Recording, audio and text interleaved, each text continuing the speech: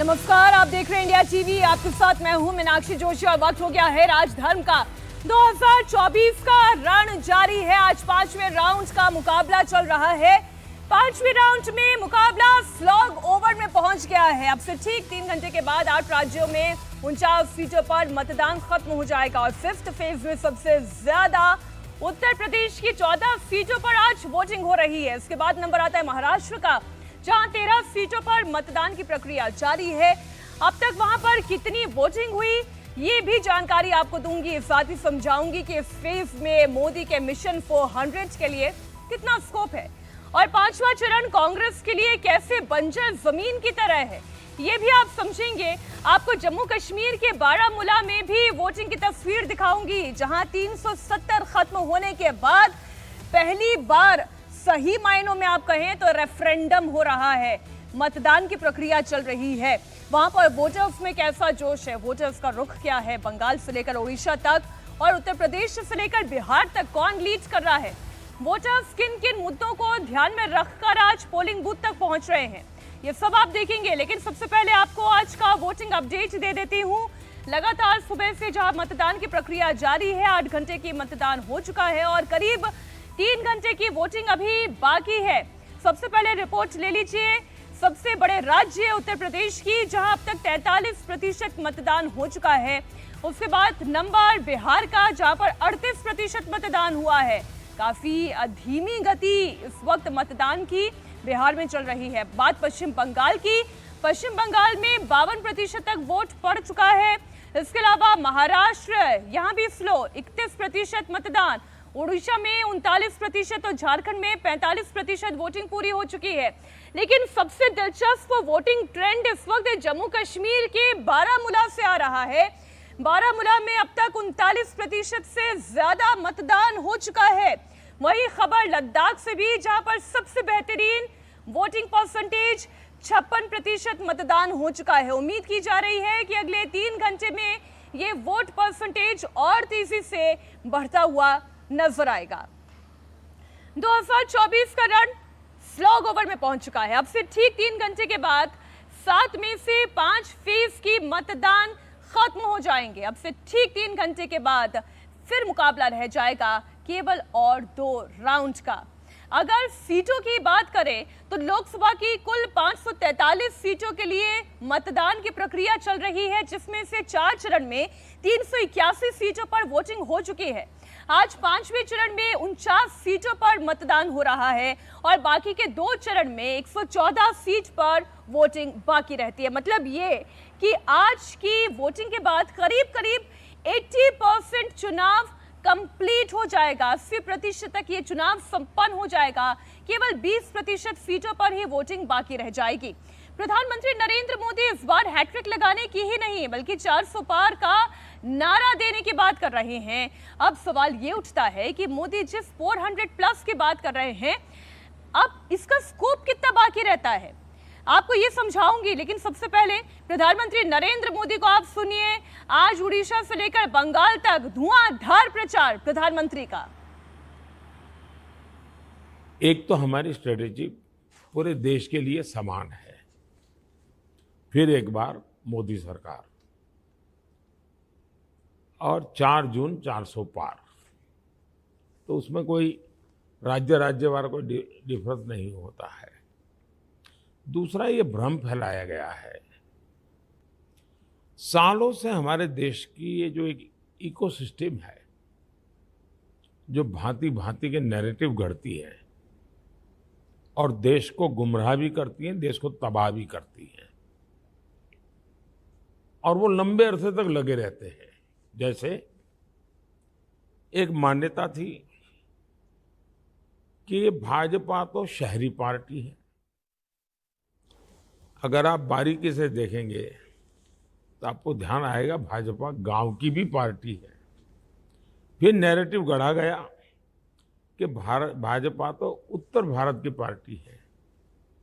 गुजरात उत्तर भारत में नहीं गिना जाता, 25-30 साल से वहाँ सत्ता में है। महाराष्ट्र में हम कई बार सत्ता में रह चुके हैं। हम गोवा में लगातार 3 बार 4 बार से सत्ता पर हैं। हम कर्नाटक में राज कर चुके हैं। हम आंध्र में कभी पार्टनर रह चुके हैं, हम आज पुडुचेरी में ऑलरेडी सरकार में हैं। तो ये एक भ्रम फैलाया गया है कि भारतीय जनता पार्टी नॉर्थ, तो एक जानबूझ करके भ्रम फैलाए रखा हुआ है। वैसा ही एक भ्रम है कि हम साउथ में नहीं है। 2019 के चुनाव देख लीजिए, 2019 के चुनाव में साउथ के राज्यों की सबसे बड़ी पार्टी बीजेपी है, लेकिन भ्रम फैलाया हुआ है, नैरेटिव चलता रहता है। और इस बार भी मैं कहता हूं, साउथ में सबसे बड़ी पार्टी भारतीय जनता पार्टी होगी, एनडीए उसमें और जोड़ेगा। प्रधानमंत्री लगातार ये दावा कर रहे हैं कि एनडीए को 400 से ज्यादा सीटें मिलेंगी। ऐसे में सवाल ये कि पांचवें फेज में बीजेपी के लिए आखिर स्कोप बाकी कितना रहता है? मोदी को 400 प्लस पाने के लिए कितना स्ट्राइक रेट बढ़ाना होगा? कहां-कहां मोदी के पास कितनी सीटें बढ़ाने का चांस है? तो आइए सिलसिलेवार तरीके से आपको बता दूं कि आज जिन 49 सीटों पर मतदान हो रहा है, उनमें से 41 सीटें तो ऑलरेडी बीजेपी के और उनके सहयोगी दलों के पास है। यानी कि आप देखिए 49 में से 41 सीटें ऑलरेडी उनके पास है, बचती है 8। कांग्रेस की बात कर ले तो कांग्रेस के नेतृत्व वाले इंडिया अलायंस के पास केवल 1 सीट है, केवल 1 सीट। तो वही अन्य के पास 2 सीट है। मतलब ये हुआ कि अगर मोदी को 400 प्लस के टारगेट को अचीव करना है तो उन्हें न सिर्फ अपने पुराने स्ट्राइक रेट को बरकरार रखना होगा, बल्कि उनके पास 8 सीट बढ़ाने का स्कोप अभी बाकी है। ये 8 सीटें कहां-कहां के हैं ये आपको समझाऊंगी। यूपी, बिहार और महाराष्ट्र में मोदी के लिए कितना स्कोप है, बंगाल और उड़ीसा में मोदी के सामने कितनी बड़ी चुनौती है, ये सब आप देखेंगे। लेकिन सबसे पहले बात 2019 के चुनावी आंकड़े की। जी हाँ, 24 को अगर आपको समझना है, इन 49 सीटों का समीकरण आपको समझना है, तो आपको 19 की सीटों का रिजल्ट देखना होगा। जिन 49 सीटों के लिए आज मतदान चल रहा है, उसमें एनडीए के पास 41 सीटें हैं, जिनमें से 32 सीटें अकेली बीजेपी के पास है। बीजेपी के सहयोगी और नीतीश कुमार की पार्टी जेडीयू के पास मात्र 1 सीट है। शिवसेना के पास कुल 7 सीटें थी, लेकिन शिवसेना 2 हार हो चुकी है। इनमें से उद्धव गुट की अगर बात करें तो 7 सीटों में से 2 सीटें उद्धव गुट के पास चली गई है। एलजेपी के पास भी 1 सीट है। वहीं अगर बात इंडिया अलायंस की जाए तो कांग्रेस के लिए 5वां चरण किसी बंजर भूमि से कम नहीं है। ये बड़ा ही ड्राई है कांग्रेस के लिए, क्योंकि 49 में से केवल 1 सीट ही कांग्रेस के पास थी 2019 में, जबकि ममता बनर्जी की पार्टी के पास बंगाल में 4 सीटें, फारूक अब्दुल्ला की पार्टी के पास 1 सीट, ओडिशा के मुख्यमंत्री नवीन पटनायक की पार्टी के पास 2 सीटें हैं। 5th फेज में बीजेपी के पास जो 32 सीटें हैं, उनमें से 13 सीटें अकेले उत्तर प्रदेश से हैं। हम सबसे पहले बात कर रहे हैं यूपी की। 80 सीटों वाला उत्तर प्रदेश, जिसमें से आज जिन सीटों पर मतदान हो रहा है उसमें उत्तर प्रदेश की रायबरेली सीट भी है। एकमात्र इस रायबरेली सीट को छोड़कर बाकी सभी सीटों पर बीजेपी का कब्जा है। आज उत्तर प्रदेश की 14 सीटों पर मतदान हो रहा है। इसमें अमेठी का नाम शामिल है, रायबरेली है, लखनऊ है। राम मंदिर निर्माण के बाद पहली बार आज फैजाबाद लोकसभा सीट पर भी चुनाव हो रहा है, यानी कि अयोध्या में भी इस वक्त जनता मतदान कर रही है। स्मृति ईरानी की हाई प्रोफाइल अमेठी सीट पर अब तक 42% से ज्यादा मतदान हो चुका है। वहीं अमेठी को छोड़कर रायबरेली से लड़ रहे राहुल गांधी की सीट पर 43% मतदान हो चुका है। राम की नगरी अयोध्या से रिपोर्ट आ रही है, जहां पर 44% मतदान हुआ है। और इसके अलावा लखनऊ की वीवीआईपी सीट, जहां से रक्षा मंत्री राजनाथ सिंह तीसरी बार उम्मीदवार है, वहां अब तक 37% वोट पड़ चुका है। दबदबा कायम करने का दावा करने वाले बाहुबली सांसद ब्रिजभूषण शरण सिंह के बेटे करण सिंह, जो कि कैसरगंज से उम्मीदवार है, वहां पर 42% मतदान हो चुका है। और उसके अलावा बाराबंकी में 48%, झांसी में 47%, कौशाम्बी में 40% और फतेहपुर में 43% मतदान और गोंडा में 40%, मोहनलालगंज में 45% वोटिंग हो चुकी है। हम बात उत्तर प्रदेश की कर रहे हैं। उत्तर प्रदेश में लोकसभा की 14 सीटों में से 13 सीटें, वैसे 80 सीटें हैं, लेकिन आज इन 14 सीटों पर मतदान चल रहा है। इनमें से 13 सीटें वो है जहां पर बीजेपी का कब्जा है और एकमात्र रायबरेली जहां पर कांग्रेस का कब्जा रहा। यानी कि अगर उत्तर प्रदेश में बीजेपी के पास चांस है तो केवल 1 सीट का स्कोप है, बाकी 13 तो ऑलरेडी उनके पास है। अगर ये 13 सीटें वो रिटेन कर लेती है और एक रायबरेली में काउंटर अटैक अगर जबरदस्त कर लेती है तो यहाँ पर बीजेपी अपनी 1 सीट का स्कोप अर्जित कर सकती है। पिछली बार बीजेपी ने अमेठी सीट राहुल गांधी से छीन ली थी। इस बार राहुल गांधी अमेठी की जगह रायबरेली सीट से चुनाव लड़ रहे हैं। पिछली बार रायबरेली सीट एकमात्र ऐसी सीट थी जहां पर कांग्रेस पार्टी जीती थी। इस बार रायबरेली से सोनिया गांधी की जगह राहुल गांधी चुनाव लड़ रहे हैं। हमारी सहयोगी रुचि कुमार इस वक्त अमेठी से और विजय लक्ष्मी रायबरेली से जुड़ी हुई हैं। हम इन दोनों सीटों की रिपोर्ट जरा विजय लक्ष्मी और रुचि से ले लेते हैं। रुचि, सबसे पहले आप ये बताएं, अमेठी का रण इस बार भी बड़ा दिलचस्प है। राहुल गांधी ना सही लेकिन पार्टी के विश्वसनीय केएल शर्मा चुनावी मैदान में है, क्या रिपोर्ट है वहां से? जी हाँ, बिल्कुल। और केएल शर्मा यहाँ पर बहुत मजबूती से चुनाव लड़ रहे हैं, ऐसा कांग्रेस का दावा है। और गांधी परिवार ने अपनी पूरी ताकत न सिर्फ रायबरेली बल्कि अमेठी में भी लगा दी है। मीनाक्षी, आपने देखा कि जिस तरह से प्रियंका गांधी ने पूरी कमान संभाली रायबरेली में राहुल गांधी को चुनाव लड़वाने के लिए, तो उन्होंने अमेठी को भी नहीं छोड़ा।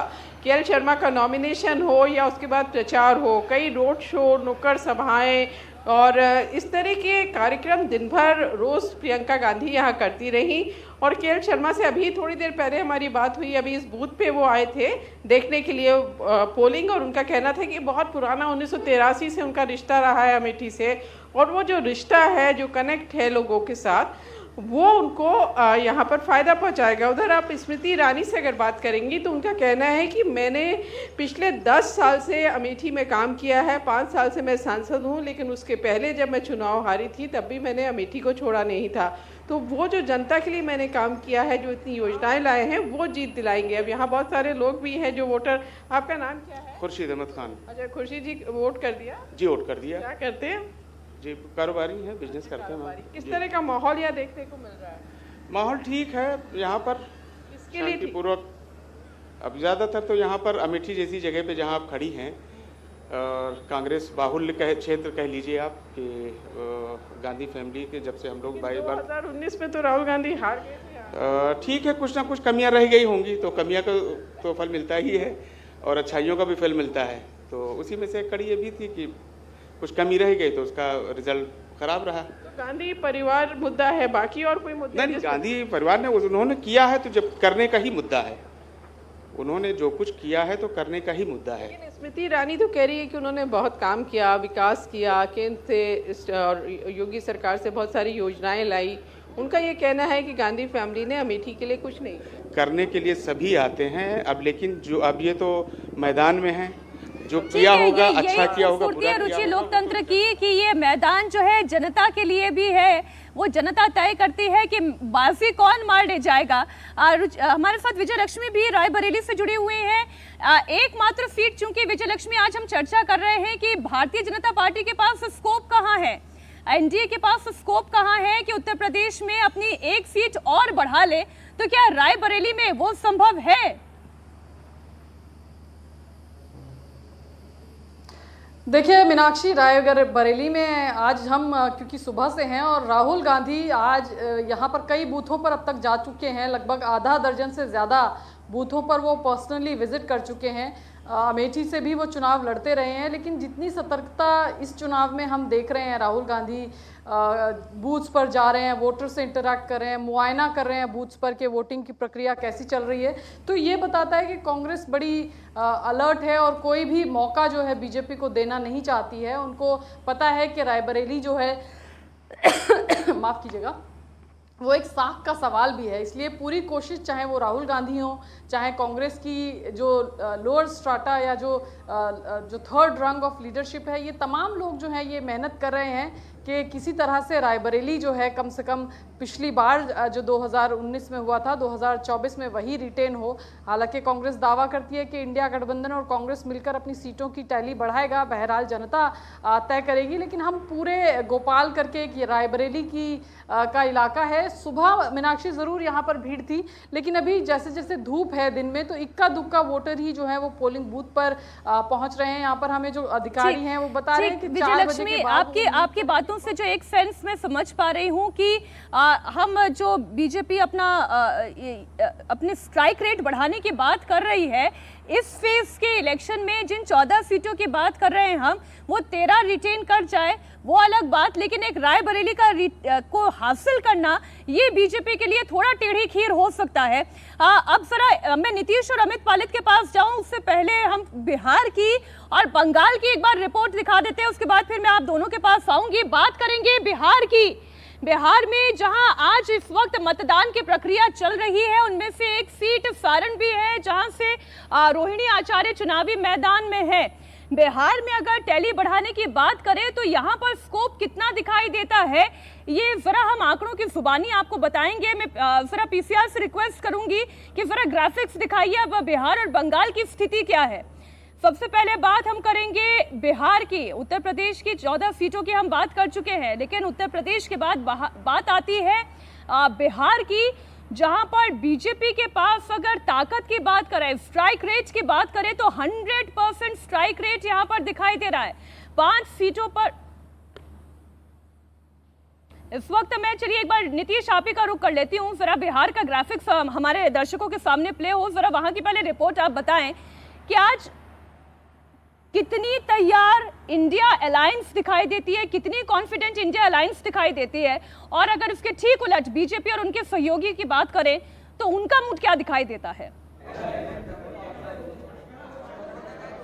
देखिए, दोनों अपने अपने दावे कर रहे हैं। बीजेपी लगातार शुरू से 400 पार की बात कह रही है। इंडी गठबंधन की तरफ से लंबे समय तक ऐसा कोई दावा नहीं किया गया था, लेकिन अभी 2 दिन पहले तेजस्वी यादव ने 300 से 325 का आंकड़ा इंडिया गठबंधन के लिए कहा है। तो पहली बार दावा आया है इंडिया गठबंधन की तरफ से और दोनों अपने अपने दावे कर रहे हैं। मैं इस वक्त सारण में हूं और सारण में भी जो सुबह से वोटिंग है वो अलग अलग मतदान केंद्रों पर अच्छी देखने को मिल रही है। हालांकि दोपहर में कई मतदान केंद्रों पर काफ़ी कम संख्या में लोग थे।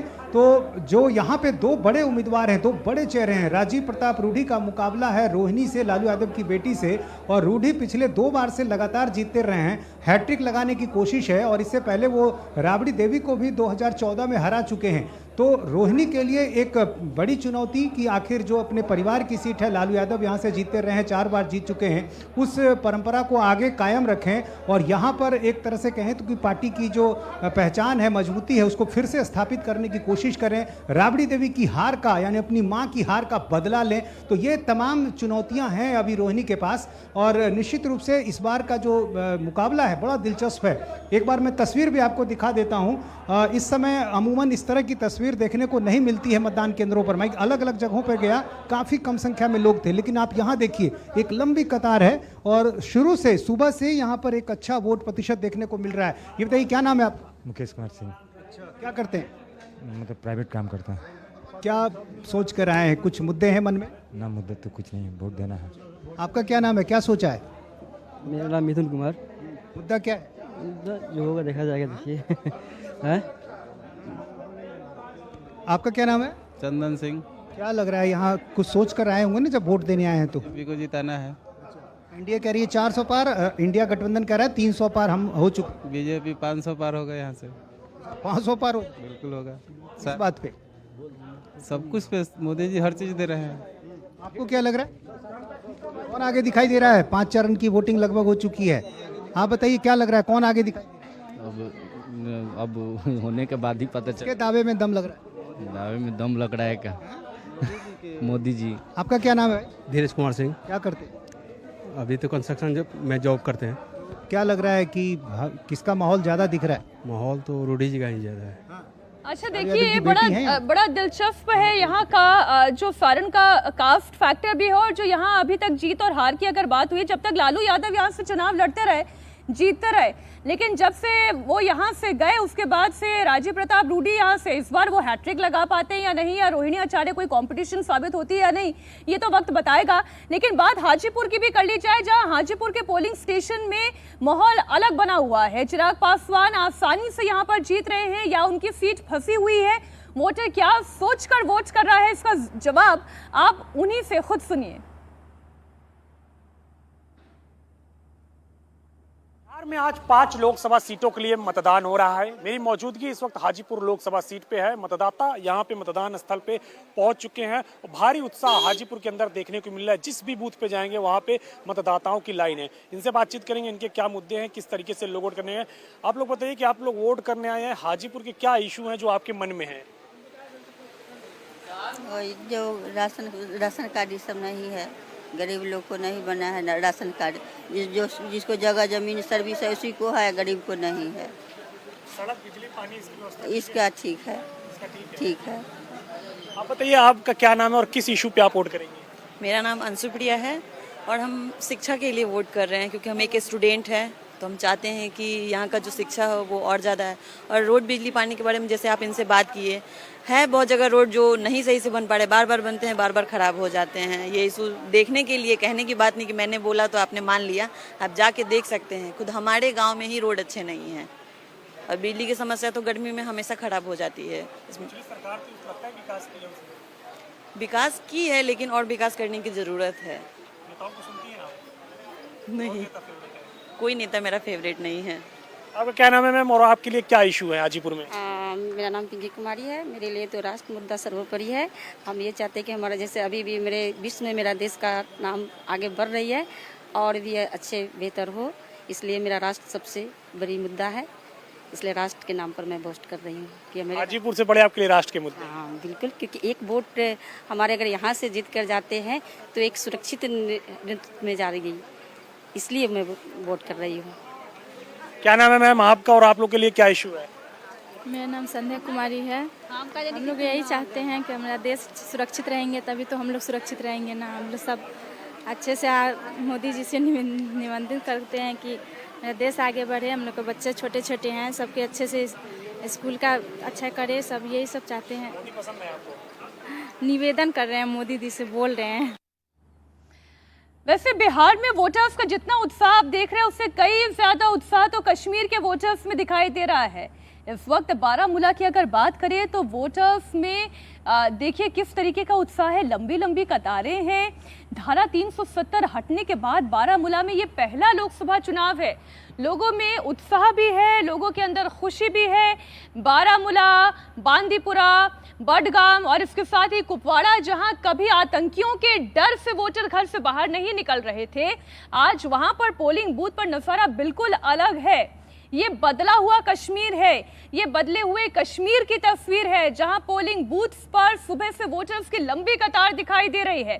बारामूला सीट से जो रिपोर्ट आ रही है ये आपका भी उत्साह बढ़ाएगी। वो तमाम दर्शक जो इस वक्त मुंबई में बैठे हुए हैं, महाराष्ट्र में है, बंगाल में है, बिहार में है, उत्तर प्रदेश में है, जो अब तक मतदान के लिए बाहर नहीं निकले, वो जरा बारामूला की ये तस्वीर देख ले, जहां पर 39% से ज्यादा मताधिकार का इस्तेमाल मतदाता कर चुका है। इतने प्रतिशत वोटिंग के ट्रेंड यहां से आ चुके हैं। इसी से ये पता चलता है कि वोटर में वोट देने को लेकर कितनी एक्साइटमेंट है। वैसे आज लद्दाख से भी बम्पर वोटिंग की खबर आई है। लद्दाख की सीट पर अब तक 56% से ज्यादा मतदान हो चुका है, लेकिन वोटिंग को लेकर बारामूला के लोगों का जोश वाकई में देखने वाला है। ये उत्साहजनक है। धारा 370 हटने के बाद, मैं फिर से दोहरा रही हूं, धारा 370 हटने के बाद ये वहां की जनता का उत्साह आप देखिए।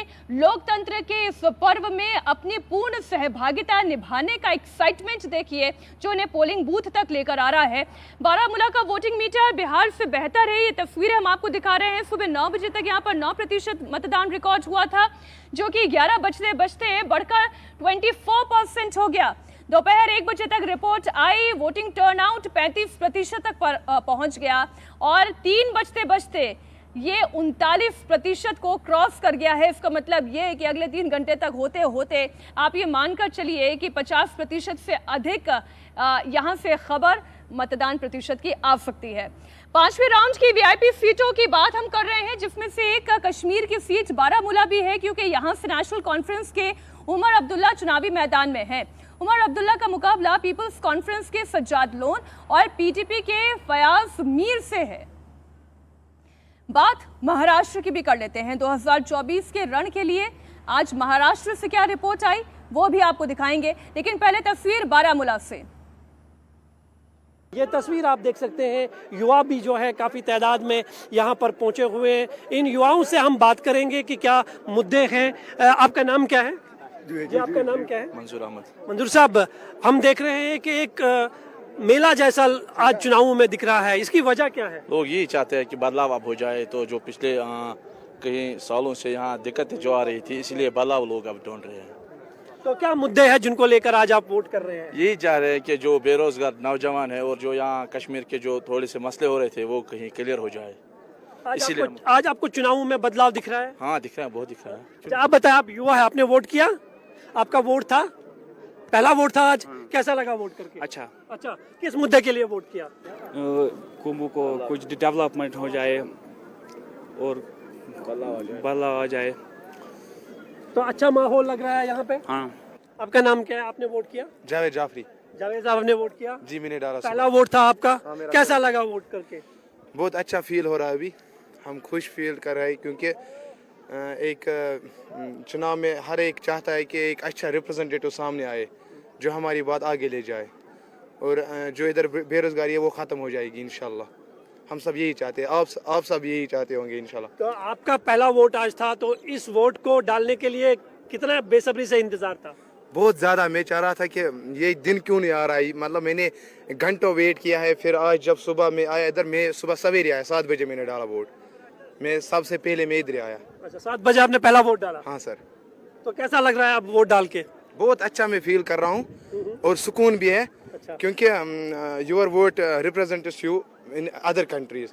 अगर आप अपना वोट अच्छे से इस्तेमाल करोगे तो आपकी जो डेवलपमेंट है वो बढ़ जाएगी इंशाल्लाह।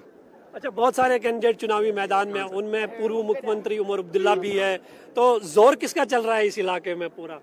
देखिए सर, मतलब जंगल में सारे जानवर होते हैं, उधर जो राज करता है वो आपको पता है, शेर राज करता है। हाँ सर। अच्छा, आप बदलाव के लिए वोट करें या पुराने चेहरों को फिर से आजमाएंगे? हमने किसी को आजमाना नहीं है, हम सिर्फ डेवलपमेंट चाहते हैं। अब देखिए, डेवलपमेंट चाहते हैं और इस बात में ही इसका अर्थ और इसके पीछे विकास की रूपरेखा को आप समझ सकते हैं। बारामूला का नौजवान जब ये कहते हैं कि जंगल में बहुत से जानवर होते हैं लेकिन राज तो केवल शेर करता है, अब इसमें बहुत सारी बातें जो उन्होंने अपने शब्दों में नहीं कही, जो नाम नहीं लिया, वो आप इसका अर्थ अपने आप समझ सकते हैं। 2024 के रण के लिए आज 5th राउंड का मुकाबला चल रहा है और 8 राज्यों की 49 लोकसभा सीटों पर वोटिंग हो रही है, लेकिन सबकी नजरें मायानगरी मुंबई पर भी आज टिकी, जो मुंबई देश की इकोनॉमिक कैपिटल है। मुंबई जहां देश के ज्यादातर इंडस्ट्रियलिस्ट रहते हैं, मुंबई जहां पर फिल्मी दुनिया के स्ट्रगलर्स से लेकर सुपरस्टार्स रहते हैं, अमिताभ बच्चन से लेकर अक्षय कुमार, ऐश्वर्या राय से लेकर जानवी कपूर तक, सलमान खान से लेकर शाहरुख खान और सचिन तेंदुलकर, तमाम बड़े नामी गिरामी चेहरे माया नगरी में आज अपना वोट कास्ट करते हुए नजर आए। ऐसे में सवाल ये उठता है कि आखिर मुंबई का मूड क्या है, मुंबई किसे वोट कर रही है, जुहू और बांद्रा के वोटर्स किन किन मुद्दों पर मतदान कर रहे हैं। आज जिन 49 सीटों पर मतदान चल रहा है उसमें दिलचस्प मुकाबला महाराष्ट्र में देखने को मिला। महाराष्ट्र में आज 13 सीटों पर वोट कास्ट हुआ। इनमें से 2019 के चुनाव में 7 सीट शिवसेना ने जीती थी। ये सीटें वो थी जिनमें नासिक है, कल्याण, पालघर, ठाणे, मुंबई दक्षिण, मुंबई उत्तर पश्चिम और मुंबई उत्तर मध्य, जबकि 6 सीटें धुले, ढिंडोरी, भिवंडी, मुंबई उत्तर पूर्व और मुंबई दक्षिण मध्य पर बीजेपी ने कब्जा किया। और अभी अभी ये तस्वीर आप देखिए, शाहरुख खान सुपरस्टार जिनका हम जिक्र कर रहे थे, ये बड़े नामी गिरामी चेहरे जो मतदान करने के लिए पोलिंग बूथ पर पहुंच रहे हैं और इनका मत करना, अपने परिवार के साथ पोलिंग बूथ तक पहुंचना, ये आम से लेकर खास लोगों के लिए भी प्रेरणा का स्रोत बनता है कि आप भी अपने अपने घरों से निकले। आप चाहे कितने भी व्यस्त क्यों ना हो, कितना भी महत्वपूर्ण कार्य आपका क्यों ना अटका हो, लेकिन इसके बीच में से आपको थोड़ा सा समय निकाल कर अपनी सरकार चुनना, ये आपका अधिकार भी है और ये आपकी जिम्मेदारी भी है। और इसी जिम्मेदारी का निर्वहन आज के दिन करना कितना जरूरी है।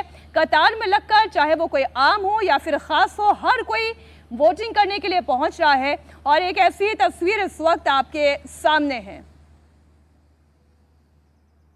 और ये देखिए तस्वीर, अनन्या भी मतदान के लिए पहुंची, वो भी दिखाई दे रही हैं। जितने सेलिब्रिटीज हैं, इंडस्ट्रियलिस्ट हैं, वो ये देखिए जूही जो है वो भी इस वक्त वोट करके आई, तो अपने उंगली पर उन्होंने मतदान का निशान दिखाई दिया। ये देखिए चंकी पांडे, अनन्या पांडे अभी थोड़ी देर पहले आपने तस्वीरों में देखी, उनके पिता चंकी पांडे वो भी वोट करके आए, मुस्कुराता हुआ उनका चेहरा।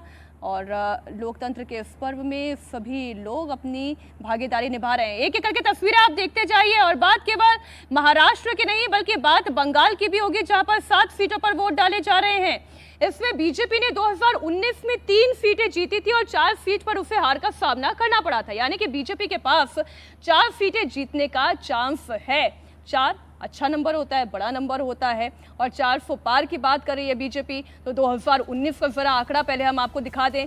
बीजेपी ने 2019 में बनगांव, बैरकपुर और हुगली की सीट जीती थी, जबकि ममता बनर्जी की पार्टी के कैंडिडेट हावड़ा, उलुबेरिया, श्रीरामपुर और आरामबाग से कामयाब रहे थे। बड़ा सवाल यह है कि क्या बीजेपी 2019 की इन 3 सीटों को रिटेन करने के साथ बाकी 4 सीटों पर भी जीतने में कामयाब हो पाएगी। हमारे साथ हमारे सहयोगी अमित पालित जुड़े हुए हैं। हम बंगाल के वोटिंग ट्रेंड की बात करेंगे, बताएंगे कि कितनी तेजी से वहां पर मतदान की प्रक्रिया चल रही है। लेकिन पहले अमित, 4 सीटें रिटेन करनी भी है, सीटों का ग्राफ बढ़ाना भी है, और ये कितना संभव हो पाएगा? आप तो इतने दिनों से बंगाल में हैं, आप तो खुद बंगाली बाबू हैं, तो वोटर्स का मूड क्या समझ पाए हैं आप? देखिए, बंगाल में जो मूड है, और साथ ही साथ मुझे तो तारीफ करनी चाहिए यहाँ के वोटर्स की, पूरे देश के लिए वोटर्स के लिए वो एक प्रेरणा है, क्योंकि जिस तरह से हम देख रहे हैं कि इतनी बड़ी तादाद में लोग बाहर निकल के वोटिंग कर रहे हैं।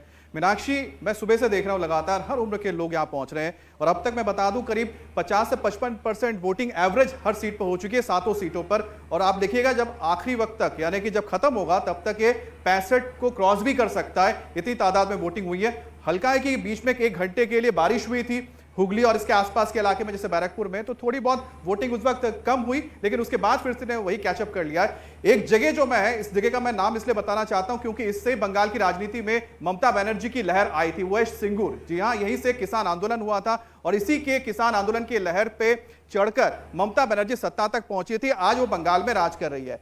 ये सीट 2019 में बीजेपी के पास थी। इसके बाद यहां पर रचना बनर्जी, बहुत पॉपुलर वो एक्ट्रेस भी हैं, दीदी नंबर 1 शो चलाती हैं, टक्कर दे रहे लॉकेट चटर्जी को। लेकिन ग्राउंड रियलिटी की बात की जाए तो दीदी नंबर 1 के लिए लॉकेट को हराना इतना मुश्किल नहीं होगा। दोनों कभी साथी थी, लेकिन अब दोनों प्रतिद्वंदी हैं। तो बीजेपी के लिए मैं कह सकता हूं कि बीजेपी ने जो 3 सीटें जीती थी, बोनगा, उसके बाद बैरकपुर और साथ ही हुगली, इसके साथ एक और एड ऑन कर सकती है जो बिल्कुल इसके साथ लगी हुई सीट है, वो है आरामबाग। आरामबाग में जब हमने टूर किया था तो आरामबाग में पता लगा था जो पिछड़ा वर्ग है वो करीब 30% तक आता है, जिसमें एससी और एसटी के लोग आते हैं। वो सीट बीजेपी के लिए बहुत इंपॉर्टेंट है और वहां पर अच्छी वोटिंग भी हो रही है। वहां पर आप सबसे ज्यादा अगर देखा जाए एवरेज 55% से ज्यादा वोटिंग हो चुकी है, जो बताता है कि बदलाव है। बीजेपी ने 2019 में वो सीट महज कुछ 100 वोटों के लिए ही हार गई थी, लेकिन इस बार बीजेपी जो आंकड़ा हो सकता है बदल के। अच्छा, केवल एक लाइन में मुझे अमित ये बताइए कि इतने दिन बंगाल में वोटर्स का मूड पहचानने के बाद आप जरा एक लाइन में मुझे बताइए कि बंगाल में बीजेपी बढ़ रही है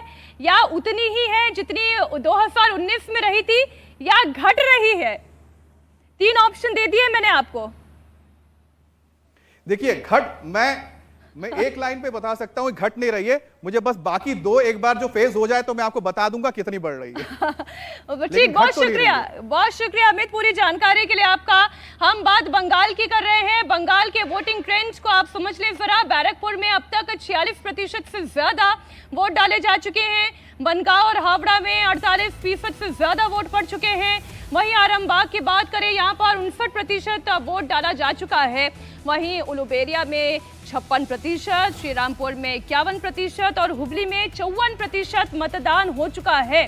तो ये रिपोर्ट बंगाल के उन सीटों से आ रही है जहां पर 5वें फेज में लगातार वोटिंग की प्रक्रिया जारी है। बात उड़ीसा की भी, बंगाल से निकलकर उड़ीसा की तरफ आप जरा बढ़िए। उड़ीसा में आज लोकसभा की 5 सीटों पर मतदान चल रहा है। इसमें बीजेपी 2019 के चुनाव में 3 सीटों पर जीती थी। बारगढ़, बोलंगीर और सुंदरगढ़ में बीजेपी के उम्मीदवार जीते थे, जबकि कंधमाल और अक्सा में बीजेडी के उम्मीदवारों ने बाजी मारी थी। बीजेपी के पास इन दोनों सीटों को जीतने का स्कोप है। ओडिशा में लोकसभा की कुल 21 सीटें हैं, जिसमें पिछली बार बीजेपी ने 12 सीटें जीती थी। बीजेपी का कमल 8 सीट पर खिला था, जबकि कांग्रेस के खाते में केवल एक कोरापुट की सीट आई थी। यहाँ पर बीजेपी बढ़ सकती है, ऐसी संभावना दिखाई दे रही है। और इसलिए जब प्रधानमंत्री नरेंद्र मोदी ओडिशा में प्रचार करते हैं तो वो डायरेक्टली वहाँ सीएम बदलने की भी बात करते हैं। वो तो ये कहते हैं कि 10 जून के बाद आप देखिएगा कि ओडिशा के मुख्यमंत्री भी बदल जाएंगे। इस तरीके का प्रचार इस वक्त ओडिशा में चल रहा है।